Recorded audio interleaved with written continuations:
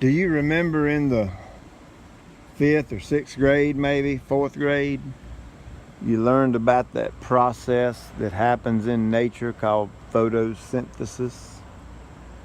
Well, what that is where the sun shines down on plants and grass, things like that, and there's this process that goes on inside that plant where the sunlight is converted over to energy for that plant, and that's what helps it survive, or helps it live, helps it maintain itself.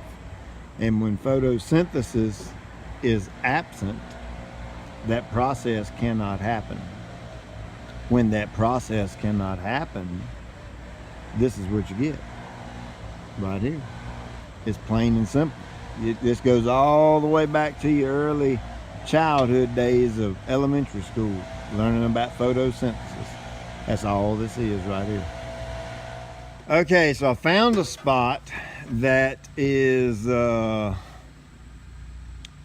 great, a great example of what to do when grass won't grow in a certain place. So we've been doing this property for years, 14 or 15 years. You can go right over here. Grass looks a little different right there, doesn't it? Because it gets sun. Well, we've been seeding this spot for 15 years, and I finally told the guy, I said, let's quit. There's no need in going through the trouble. Let's turn this into natural area and make the property more appealing. Like I've said in the previous video, grass isn't always the answer. So what we're going to do, if you can follow my finger, we're going to come right off this line right here and come up and circle this around on the inside of the fence and tie it right in with this bed line here.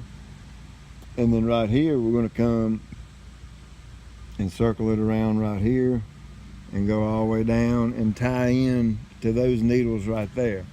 And so all this will be pine needles here, and then a little corner right here and along the fence. And you know, the bare bones to it is, man, you want your yard to look good, you want your home to look good, your property to look good. There are places, turf grass, fescue, Bermuda, any kind of grass you can think of, they just aren't going to grow there.